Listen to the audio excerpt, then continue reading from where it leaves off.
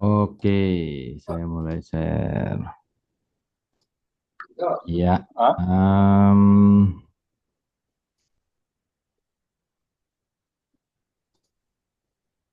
oke, ya. Selamat malam, teman-teman semua. Salam sehat selalu. Om Swastiastu. Assalamualaikum warahmatullahi wabarakatuh. Eh, Salam sejahtera bagi kita semua. Salam nama budaya, salam kebajikan. Ya, malam hari ini kita akan coba diskusi-diskusi ringan gitu ya. Materinya juga ringan gitu ya, literasi digital. Ya mungkin beberapa teman-teman mungkin sudah tahu gitu ya. Kalaupun misalnya eh, ini program pemerintah tahun 2021 sebenarnya ya. Cuman yang saya lihat belum terrealisasi dengan baik gitu ya. Mudah-mudahan dengan diskusi ringan kita malam ini mungkin menambah pengetahuan lebih banyak ya.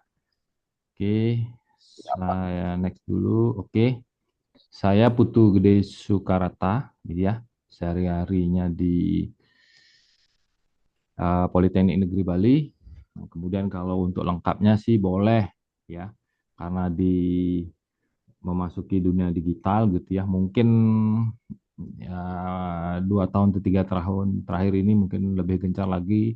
Sebenarnya mulai apa ya, mulai internet gitu ya, mulai internet dikenal di Indonesia itu memang sudah sebenarnya sudah bisa dicari informasi-informasi di Google misalnya di search engine itu ya, cuman saat itu mungkin perangkat mahal, kemudian aksesnya agak sulit gitu ya, harus ke warnet gitu misalnya. Tapi kalau sekarang kan dunia sudah di dalam genggaman gitu ya. Nah, nanti kalau teman-teman mau cari saya, boleh ketik nama saya di Google. Di situ akan mungkin lebih lebih lengkap ketemunya. Ya, oke.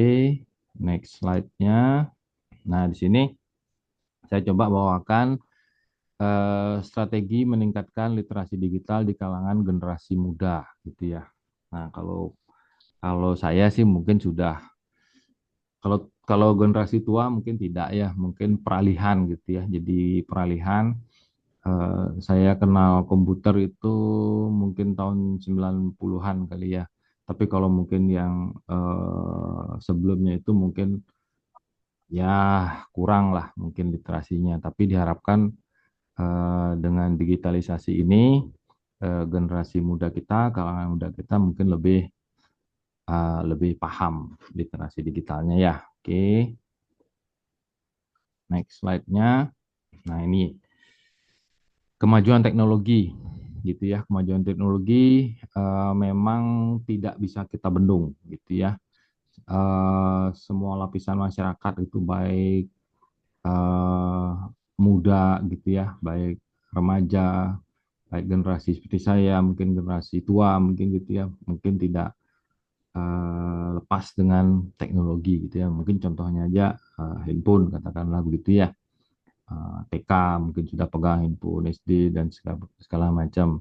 Kalau saya pegang handphone itu waktu itu saat bekerja gitu ya, saat bekerja baru pegang handphone.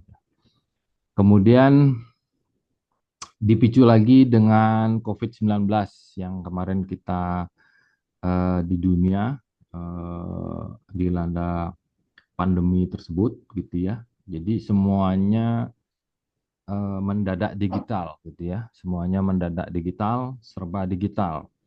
Nah, terutama waktu itu sih di dunia pendidikan ya, di dunia pendidikan itu bingung mencari platform apa yang dicocok untuk digunakan untuk mengajar karena tidak boleh eh, apa tatap muka atau offline gitu ya, atau luring gitu istilahnya.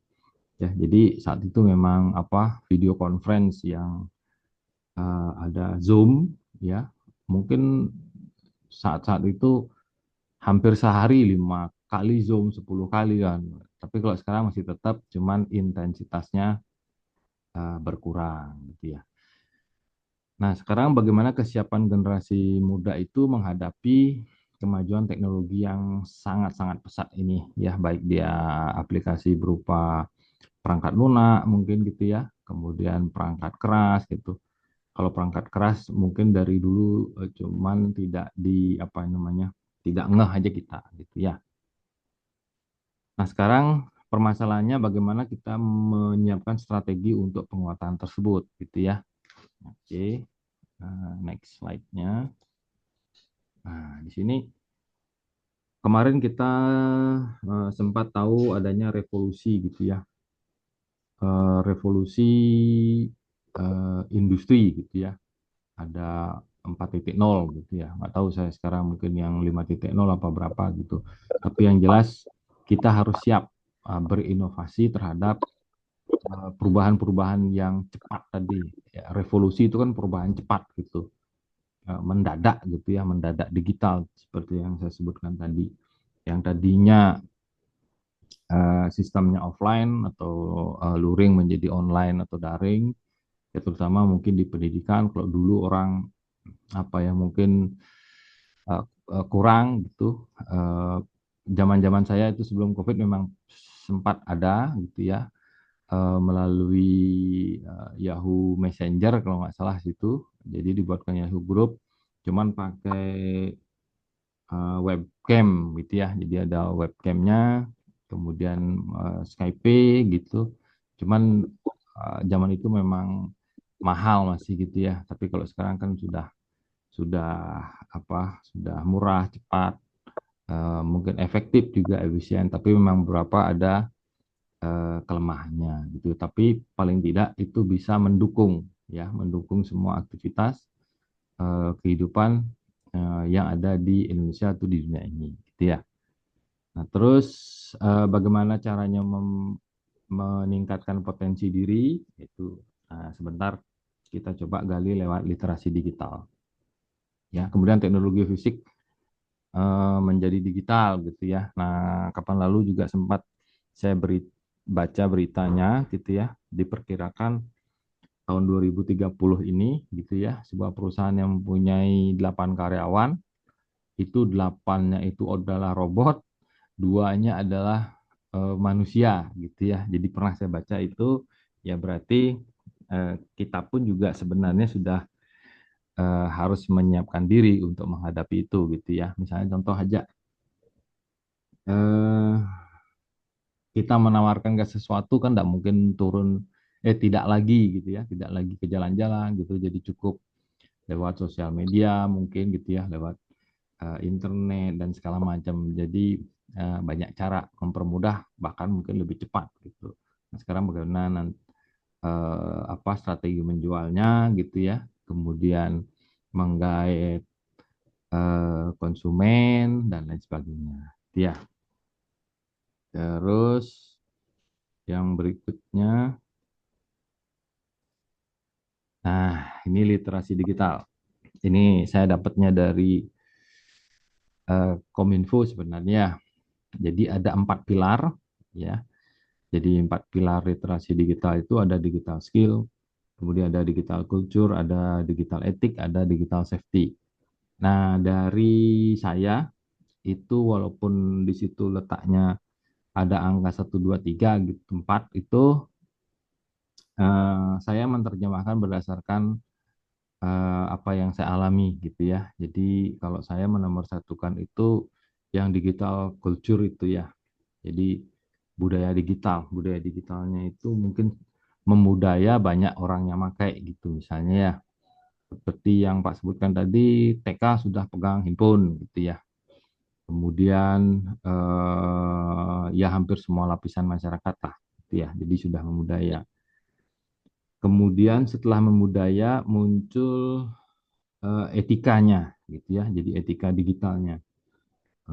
Di situ dijelaskan manfaatnya dari pertimbangan mengembangkan tata kelola etika digital kehidupan sehari. Nah, sekarang contoh saja misalnya eh, berkomunikasi lewat WhatsApp gitu misalnya. Kemudian berinteraksi lewat Facebook gitu misalnya. Jadi situ memang etikanya gitu ya. Apalagi sekarang sudah ada undang-undangnya, itu juga harus dicermati oleh kita semua. Gitu. Nah, kalau sudah beretika gitu misalnya, baru cakap gitu ya, digital skillnya itu. Cakap nggak kita menggunakan perangkatnya, cakap nggak kita menggunakan aplikasinya gitu ya. Karena kalau di perangkat mungkin tidak saya lihat gitu ya, tapi kalau di perangkat keras mungkin nggak saya lihat, tapi kalau di perangkat lunak mungkin sering gitu ya. Kalau di handphone biasanya yang kemarin itu kan yang APK itu ya. Jadi kalau orang nggak ngerti mungkin main klik, main install, kemudian kena phishing atau sniping gitu, ya udah diambil semua datanya kan gitu ya. Nah, terus yang terakhir baru digital safety, jadi aman digital gitu ya. Aman digital mungkin nanti berkaitan dengan bagaimana melindungi perangkat-perangkat, bagaimana melindungi diri kita gitu ya dari apa eh, orang-orang yang mungkin akan mengambil sesuatu dari kita ya. Oke. Nah, di sini saya tukar aja tadi. Ini yang pertama saya ambil di pilar budaya digital gitu ya. Tadi juga sempat disinggung berkomunikasi mungkin lewat sosial media gitu ya. Kalau misalnya di platform yang lain juga bisa kita berinteraksi gitu ya. Misalnya kalau di channel YouTube kita bisa berkomen, kita bisa berdiskusi dengan apa yang punya channel. Kemudian di Facebook juga misalnya ketika eh, misalnya akun teman misalnya mengupdate status kemudian kita bisa komen. Kemudian kalau di WhatsApp misalnya kita melakukan diskusi misalnya tetap bisa berkomen atau berkomunikasi eh, berkomunikasi satu dengan yang lain gitu ya. Terus kalau di belajar gitu ya. Jadi belajar tanpa batas ruang dan waktu itu sebenarnya nah itu di pojok kanan bawah itu saya punya metodologi pembelajaran gitu ya. Namanya Wainar Graphic Design. Itu dari tahun 2020 saya gunakan.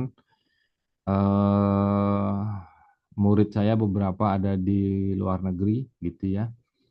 Belajarnya menggunakan WhatsApp group gitu, tetap berkomunikasi, transformasi ilmu bisa tetap disampaikan ke peserta belajar gitu ya. Walaupun memang banyak banyak sekali hambatan gitu ya karena memang jauh kemudian koneksi juga dan lain sebagainya. Nah, itu memang kendalanya kalau eh, belajarnya online. Tapi kalau misalnya disisipkan mungkin materi dan sebagainya untuk mendukung proses belajar itu, saya kira mungkin tidak menjadi masalah gitu ya. Kemudian berbelanja online gitu ya, berbelanja online gitu ya. Mungkin kebiasaan sekarang, misalnya contoh kita mau membeli sepatu gitu, bukan langsung ke toko gitu ya. Tapi biasanya sih kan membuka handphone dulu, mencari informasi detail apa misalnya produk yang akan dicari, misalnya contoh tadi sepatu gitu. Kita kan pasti lihat-lihat gitu. Misalnya dengan bantuan apa ya, misalnya Google Map gitu. Nanti di situ ketik toko sepatu terdekat gitu, otomatis kita dibantu memberikan informasi toko sepatu terdekat dari lokasi kita berdiri gitu misalnya. Itu sangat membantu ya. Setelah itu tahu informasinya, ngeliat-ngeliat mungkin ada produk yang diperlihatkan di sana gitu. Setelah itu baru kita mengunjungi tokonya gitu ya. Atau langsung gitu ya, langsung banyak sekarang platform-platform apa namanya shopping online itu ya. Jadi tinggal pesan gitu.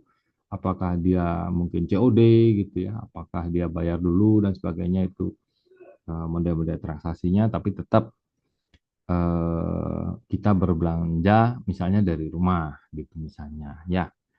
Kemudian bermain gitu ya, misalnya game online dan sebagainya gitu. Mungkin yang generasi muda eh, ya mungkin untuk hiburan dan sebagainya gitu ya. Terus berikutnya etika digital. Nah, ini etika digital. Ini saya dapat dari Kominfo juga untuk menyamakan persepsinya. eh di situ yang pertama pergunakan bahasa yang sopan, hindari kata oke. Jadi mungkin di dalam berkomunikasi digital mungkin sama saja seperti berkomunikasi apa namanya verbal gitu ya, bersuara seperti sekarang. Kalau non verbal mungkin menggunakan teks dan lain sebagainya gitu ya. Nah, di situ apalagi sekarang kalau yang saya lihat di WhatsApp itu ya ada fasilitas edit gitu ya. Nah, fasilitas edit gitu. Kalau dulu orang-orang salah komen mungkin di delete gitu ya. Tapi kalau sekarang mungkin bisa diedit walaupun tetap ada fasilitas delete gitu misalnya. Eh, etikanya biar jadi dipikir dulu apa yang mau diketik itu misalnya kalau sudah pas, nah baru di komen atau di share dan sebagainya. Kemudian dari penyebaran informasi sensitif, nah itu sudah pasti gitu ya. Mungkin tidak hanya di etika digital, di di kehidupan sehari-hari, mungkin di masyarakat dan sebagainya juga hal itu juga sama gitu ya, menghindari informasi yang sensitif. Terus di sini apa ini menghargai hasil karya orang lain. Nah, itu biasanya di channel YouTube gitu ya, mengupload gambar, video dan sebagainya. Nah, kalau kita di masyarakat ilmiah sih biasanya mencantumkan sumber gitu ya. Sumbernya dari mana gitu. Kalaupun tidak, ya yang membaca nanti, yang mendengar nanti, yang melihat nanti itu harus konfirmasi dulu ya, apakah ini benar, apakah ini tidak gitu. Kalau tidak ya enggak usah gitu ya. Ya di situ yang terakhir itu adalah bijaksana meneruskan informasi yang diterima jangan asal langsung share. Nah, di situ ada namanya 3S gitu ya. 3S itu saring, saring sebelum sharing gitu ya. Saring sebelum sharing itu saring sebelum berbagi gitu maksudnya. Nah, caranya yaitu ketika kita menerima informasi misalnya di grup gitu atau uh, japri gitu ya, jawab pribadi, tanya dulu ini benar nggak. Nah, kalau misalnya di seberang nyebutnya katanya gini, kone begitu, wah udah jangan dipercaya gitu ya. Tapi kalau yang saya amati kalau berita itu sudah masuk televisi itu kebenarannya sudah hampir dijamin 100% gitu ya karena mereka menjaga kredibilitas sebagai stasiun televisi gitu. Jadi nggak berani menampilkan berita yang tidak benar gitu. Berarti mereka menampilkan berita yang memang ada faktanya, ada buktinya dan sebagainya. Kalau kita masih menerima di sosial media belum tentu gitu ya. Jadi harus disaring dulu sebelum di-sharing ya, sebelum dibagi. Kalaupun tidak ya udah. Karena dulu pernah dihembuskan hashtag stop sampai di sini ya pernah itu mungkin 2022 kemarin gitu ya. Jadi hashtag stop sampai di sini itu artinya ketika menerima informasi yang kebenarannya eh, apa tidak benar gitu ya sudah stop gitu. Apalagi sekarang mungkin ya atau mungkin kemarin di Pilpres gitu ya mungkin banyak berita-berita bertebaran apalagi sekarang mungkin menjelang pilkada gitu ya mungkin kita harus saring-saring gitu sebelum sharing gitu ya. Etika terus pilar yang lain itu cakap digital.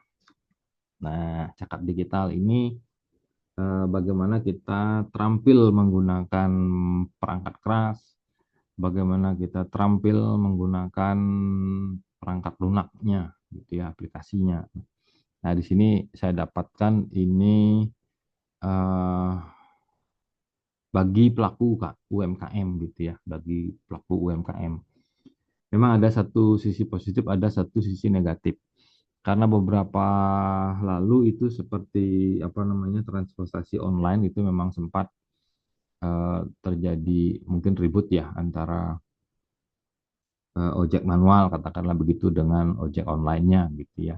Nah, sekarang bagaimana cermatnya kita memanfaatkan teknologi. Itu saja yang kalau dari kacamata saya gitu ya. Nah, kalau dari UMKM mungkin sangat bisa terbantu gitu ya. Yang tadinya skala lokal, misalnya skala lokal, kemudian mengenal dunia digital, platform digital, mereka bisa mempromosikan lewat sosial media sehingga eh, produk yang dia jual, katakanlah begitu, bisa diketahui masyarakat lebih luas. Jadi tidak lokalan saja gitu ya. Nah, di sini disebutkan bahwa apa nih membuka kesempatan kerja di bidang offline 1,5 kali oke lah gitu ya. Memang itu juga ada kendala kemarin sempat gitu ya. eh yang online itu biasanya jauh lebih murah gitu ya. Tapi kalau dihitung mungkin sama aja dengan ada ongkir dan sebagainya gitu. Nah, sekarang bagaimana caranya?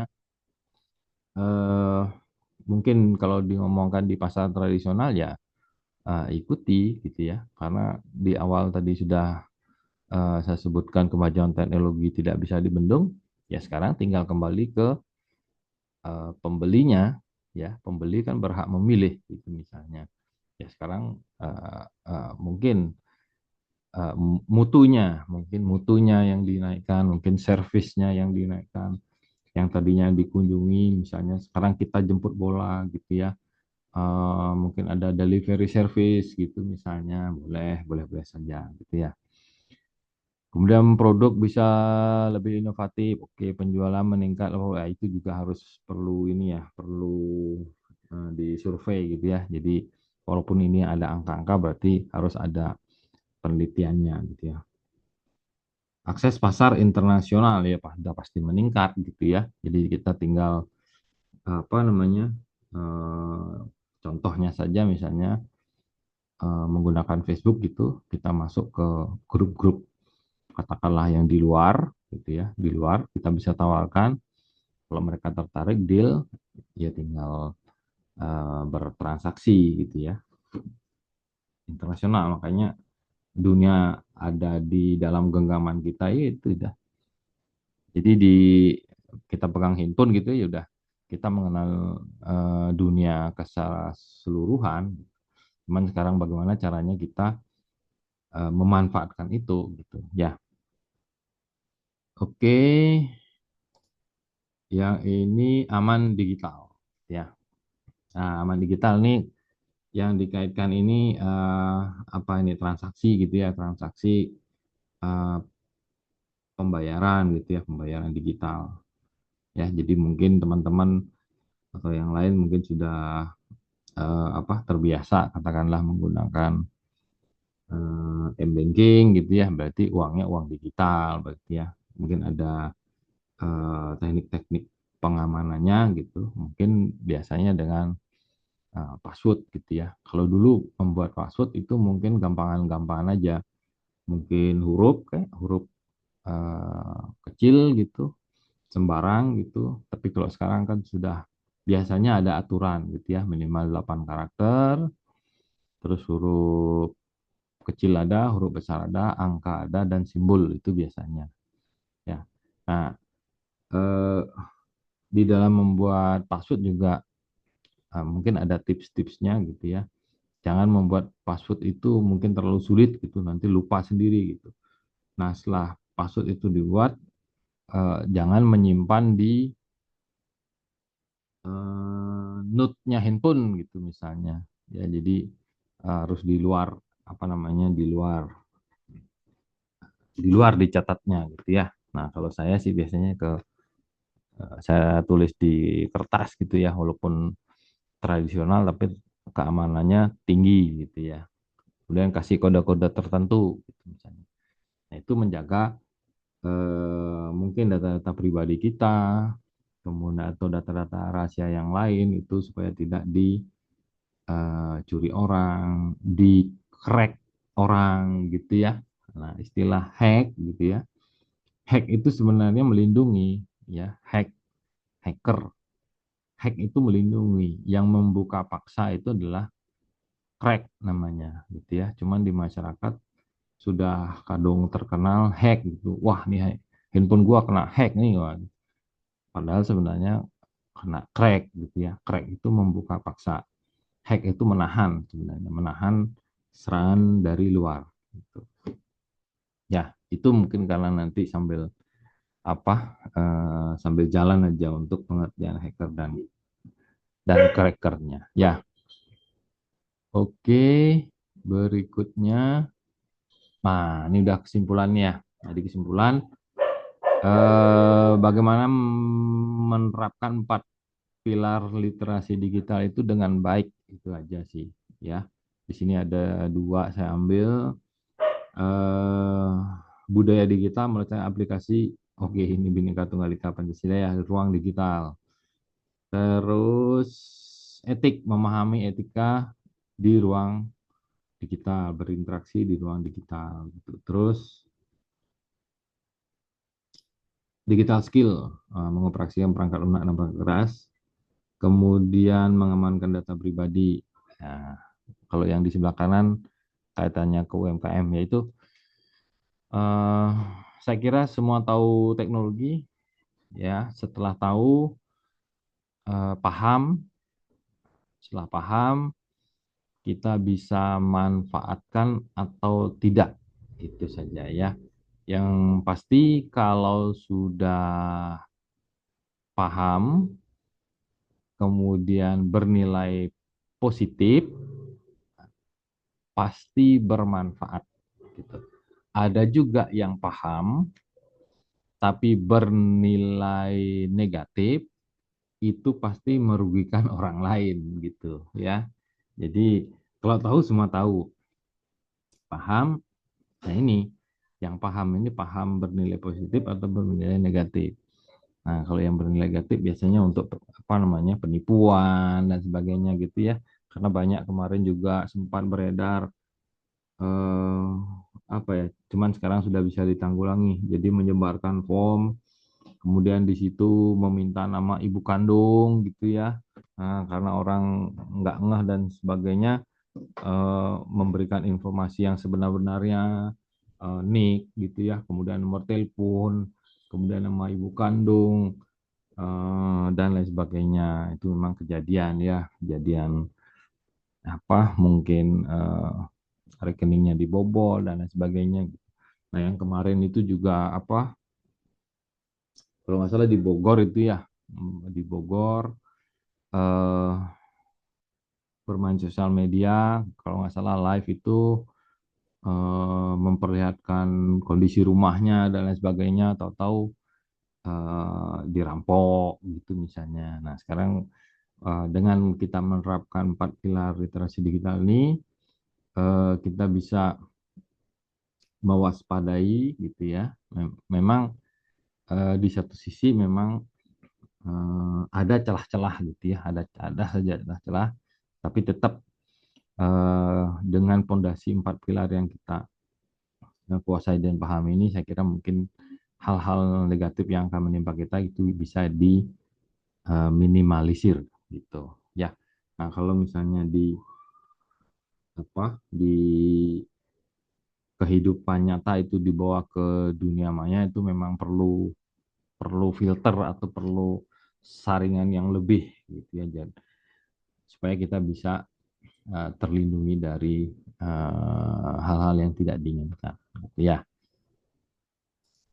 Oke, mungkin itu saja dulu diskusi kita kali ini.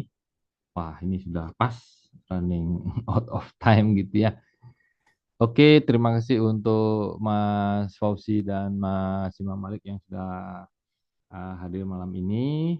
Nanti diskusi boleh gitu ya, boleh japri, boleh sampaikan di grup gitu ya, karena mempraktekkan gitu ya, mempraktekkan budaya digitalnya, kemudian etika digitalnya, cakap digitalnya, dan aman digitalnya. Gitu ya. Oke, terima kasih. Sampai ketemu lagi di materi-materi diskusi ringan lainnya. Mungkin nanti kira-kira mungkin hari Rabu akan dibawakan oleh teman yang lain. Itu nanti ditunggu saja informasinya. Nggih. Terima kasih, Mas. Oh, ada satu lagi nih, Mas Agus. Oke, nanti boleh nanti diskusi ini saya share di grup. Silahkan didengarkan. Ya, oke. Terima kasih, Mas Muhammad, Mas Imam, sama Mas Agus. Sampai ketemu lagi nanti di grup. Oke. Selamat malam.